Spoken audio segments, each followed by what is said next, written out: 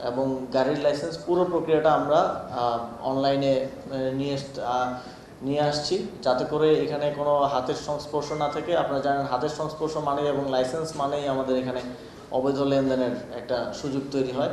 আমরা আমাদের রিক্সা চালকরা যারা এই ট্রানজিশনটা করবেন, এই অ্যাডাপশনটা করবেন, তাদের উপরে কোনো বাড়তি চাপ যেন না হয় সেটা নিশ্চিত করতে চাই। এবং পুরো প্রক্রিয়াটা অনলাইনে হবে। রিক্সা অ্যাপ নামে আমরা একটা অ্যাপ ইন্ট্রোডিউস করবো এবং একটা ওয়েবসাইট থাকবে, তার মাধ্যমে পুরো প্রক্রিয়াটা হবে। এবং আমাদের রিক্সাগুলোতে কিউআর কোড থাকবে। কিউআর কোড দিয়ে এই যে আমাদের ট্রাফিক পুলিশ যে রেগুলেশনসের মধ্যে তাদেরকে আনবে, কিউআর কোডটা স্ক্যান করলে সব ইনফরমেশন চলে আসবে, আমাদের ট্রেনাররা সেটা ইউজ করতে পারবেন। আমরা প্রাথমিকভাবে দুইটা সিটি কর্পোরেশনের দুইটা অঞ্চলকে রেগুলেশনসের মধ্যে নিয়ে আসবো এবং ওই দুইটা জোনে আমরা নির্দিষ্ট সংখ্যক, ওইটা অ্যাসেসমেন্ট করবে আমাদের দুই সিটি কর্পোরেশন, নির্দিষ্ট সংখ্যক অটোরিকশার মাধ্যমে শুরু করব। এবং এটা কখনোই আনলিমিটেড হবে না। এখন যেরকম কোনো নিয়ম নেই, তো আপনি চাইলেই কালকেও 10,000 রিক্সা ঢুকে দিতে পারবেন ঢাকায়।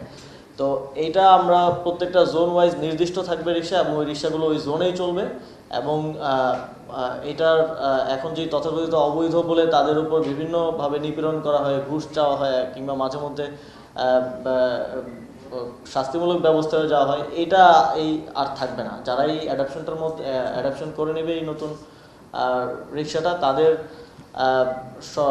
এবং তাদের নির্ধারিত রাস্তায় তারা সম্পূর্ণ বৈধভাবে এবং সেই অধিকারটা নিয়ে তারা চলতে পারবে, এবং তাদেরকে কেউ অবৈধভাবে আসলে কোনো প্রকার হয়রানি করবে না। এটা একটা নাগরিক অধিকারের জায়গা থেকেও আমাদের রিক্সাওয়ালারা, যারা জুলাই গণঅভ্যুত্থানের একটা বড় অংশীদার বলে আমরা মনে করি, যখন আমরা আহত হচ্ছিলাম, আমাদের শহীদ ভাইদেরকে যথাস্থানে পৌঁছে দেওয়া, আহতদেরকে হসপিটালে নিয়ে যাওয়ার ক্ষেত্রে তারা জীবন বাজি রেখে বন্দুকের গুলির সামনে থেকে তারা তখন অংশগ্রহণ করেছেন। তাদেরকে একটা ট্রিবিউট হিসেবে, তাদেরকে এই যে অবৈধ বলে তাদেরকে ডিহিউম্যানাইজেশনের যে একটা জায়গায় তারা ছিলেন, সেই জায়গা থেকে একটা ট্রানজিশনের মাধ্যমে নাগরিক অধিকার এবং বৈধভাবে তাদের যেই রুটি রুজি আয় করার যেই সুযোগ, সেটা আমরা করে দিতে চাই।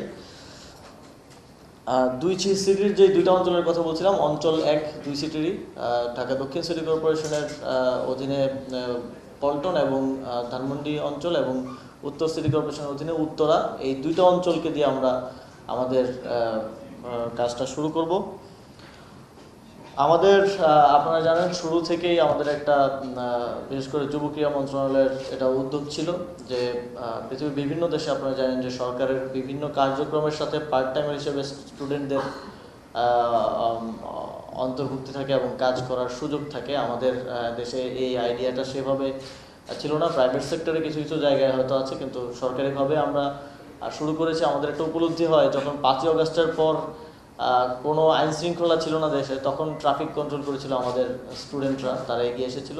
তাদের মধ্যে ওই সচেতনতাটা, ওই স্পৃহাটা আছে। সেই জায়গা থেকে আমরা অবশ্যই স্বরাষ্ট্র মন্ত্রণালয়ের সহযোগিতায় প্রায় 1000 পুলিশের সহকারী হিসেবে ট্রাফিকে স্টুডেন্টরা এখন কাজ করছেন। একটা নির্দিষ্ট কর্মঘণ্টার বিনিময়ে একটা নির্দিষ্ট অনারিয়াম তারা পাচ্ছেন, এবং সেখান থেকেই ইন্সপায়ার্ড হয়ে আমরা আরও বিভিন্ন জায়গায় এটাকে এই ইয়েটা বাস্তবায়ন করতে চাই। সেই জায়গা থেকে আজকেও যারা মাস্টার ট্রেনার হিসেবে ট্রেনিং নেবেন, সেখানে একটা বড় অংশ স্টুডেন্টরা আছেন, এবং এখানে পুলিশের সদস্যরাও ট্রেনিং নেবেন, এবং তারা পরবর্তীতে আমাদের রিক্সা চালকদেরকে ট্রেন করবেন এবং লাইসেন্স প্রাপ্তির জন্য তাদেরকে প্রস্তুত করবেন।